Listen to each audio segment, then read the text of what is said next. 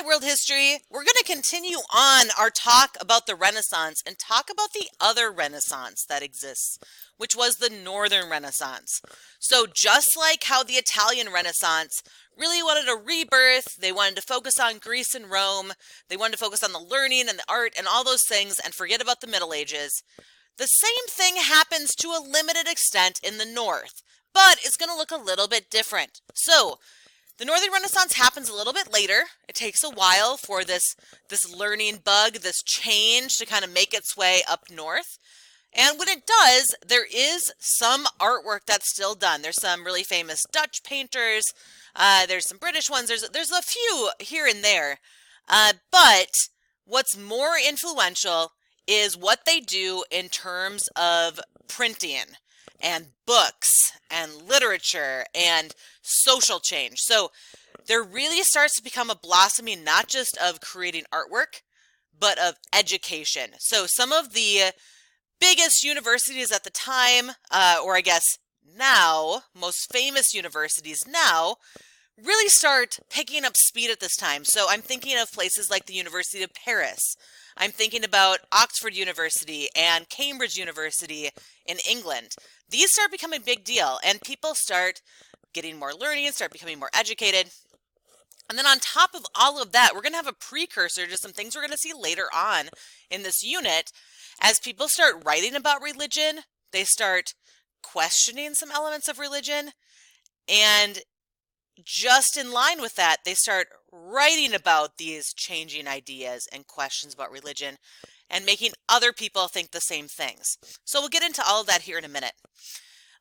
Now, the most famous person that you have probably heard of from the Northern Renaissance is William Shakespeare. He's at the tail end of the Northern Renaissance, and he's a prime example of someone from this time period. So he didn't create visual art like you might think, although a lot of his work is kind of displayed in a visual way on stage. But he's one of these most famous playwrights of the day. But you got to think about, how does this represent the Renaissance? I think some of the big things here deal with the fact that he was writing plays that were secular, and they were in the vernacular. So remember, secular means non-religious. So up to this point in England, to perform a play on stage, it actually had to either be a play about a biblical story, or it had to be what we call a morality play. A play where you learn how to live your life, become a good person. It was very heavy hitting in that way, where you had to have a point for your story. But now he's writing tragedies, he's writing comedies, people are falling in love, people are dying by the sword, it's a history play, it's all these different sort of things, and he's writing them not in Latin, not in Greek, he's writing in the vernacular of the people of the time, which was English. So he's a pretty good example of that, and you're seeing it more in written works, and his works have lasted the test of time, I guess you could say. So he's a pretty recognizable figure from this time period. Probably the most important invention that goes along with the Northern Renaissance is the movable type printing press, which many of you will have heard of before. Now, this is not the first time that there had been printing that had ever happened. In Asia, places like Korea, China, there had been printing presses before, but they were all done with wood blocks. So you'd take a single block of wood, you'd carve out that wood block kind of like a stamp, you'd ink it up, and then you could print as many copies of that particular thing again and again and again, but you had to carve out a brand new wood block as soon as you wanted a different thing to print. So you'll find these big warehouses full of wood blocks, but it wasn't changeable. So the movable type printing press changes the game, because they'd make these little canisters here, and they would be full. You'd have all these individual metal letters, and they'd be backwards, kind of mirror images, so you had to get good at reading them upside, or like inverted. But they take the individual letters and they'd line them all up in this case, and once it looked exactly like they wanted it to, they would ink it up. So they'd spread ink all over here.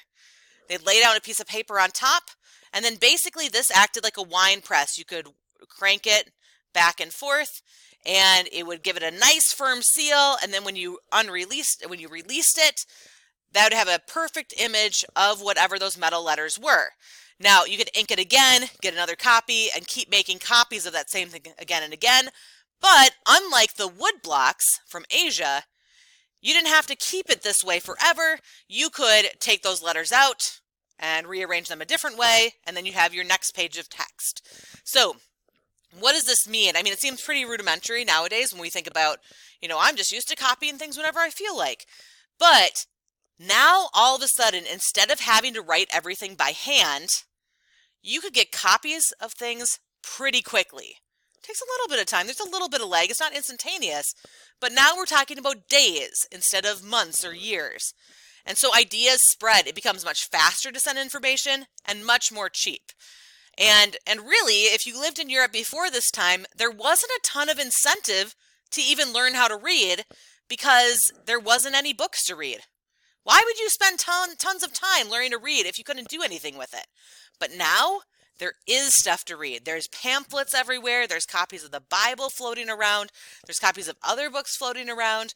Now there's a reason. Now there's incentive. And that's part of the reason why up here in the Northern Renaissance, it's about ideas. It's about writing. It's about learning. It's because of this invention that kickstarts things up a little bit later here up in the North. So let's just do some recap here about both the Northern Renaissance and the Italian Renaissance, just to make sure that everyone knows what's going on here. So as far as art goes, so especially visual art, we have the art drawing on techniques and styles of classical Greece and Rome. So you're going to see some sculptures that look a lot like Greek sculptures. You're going to see paintings that are about Greek and Roman themes. And these paintings and sculptures for number 2 are much more realistic. They're much more lifelike. In fact, sometimes they're even more perfect than real life, which is maybe a critique of it. Like no one looks that beautiful as they do in some of these sculptures. Another element is that artists start creating things that are secular and not just religious.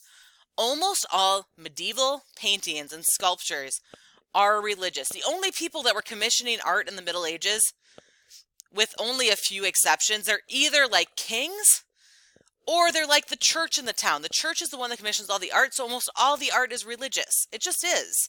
So we're going to see that being a change here as more people can afford art and there's more artists floating around. They start doing a little bit of both. We're also seeing the vernacular language being used.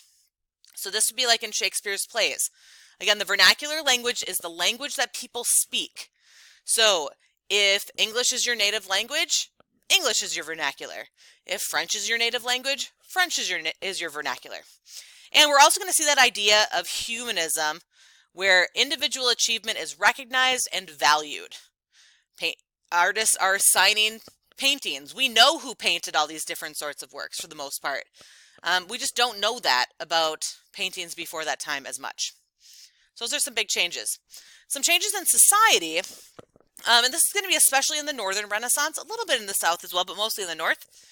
The printing press allows information to be going much more widely, much more inexpensively on the whole. So there's more books, so more people want to learn, and there's a rise in literacy, so the ability of people to be able to read. Now, what are they reading? And we haven't talked about this yet, but in the past, we've talked about how cultural diffusion happens, where someone comes up with an idea and it takes a while, but it spreads. And what we're seeing now with the printing press is that people are making new discoveries and people know about it within weeks. There's new maps, there's new charts, people are sharing information, and it's just accelerating the ability of discoveries to happen. Inventions spread like crazy. Knowledge spreads really quickly, and so it's just speeding up of the pace of life. Additionally, there's some really positive outcomes as far as legal matters go. So you have more printing presses, so now we can, really focus on writing down the laws, making sure that everyone knows what those are because you can post them, you can make them available. One that we haven't talked about too much, and we're going to see more in our next section, deals with Christian humanists. There's a lot of people that think that maybe there's some corruption in society. Maybe some things need to change. And so there's some people, especially in the Northern Renaissance, that start focusing on writing about corruption within society and trying to clean up what's happening around some of these major cities. So that happens. And then the last one, which we're going to see in the Enlightenment, people are also writing and reading about questions about the government. Why should the king be in charge? Why not someone that seems like they're a better fit? Why can't I have a say in what happens in the government? All these questions start to be raised and start to be asked by people all over the place. So just to wrap this up, our goals at the beginning were to try to figure out what were the differences between medieval and Renaissance art. So we talked a lot about how medieval art was all religious. It was very flat. It wasn't very detailed. We don't know who did it. Renaissance art has the depth. It has the detail. It has the perspective. It has humanism. Okay. Important movements and important figures in the Renaissance. So think back to some of those important words that we mentioned. Things like vernacular, secular, humanism. Then we talked about a bunch of people, whether that's Shakespeare or Michelangelo or Da Vinci, a bunch of famous figures from the time period.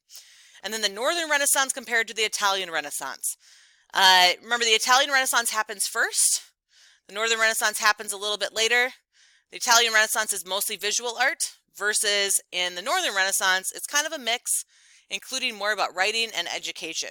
So I hope that all of this makes sense. If you have any questions, feel free to ask any of us, and we will try to make sure that everyone understands. Thank you.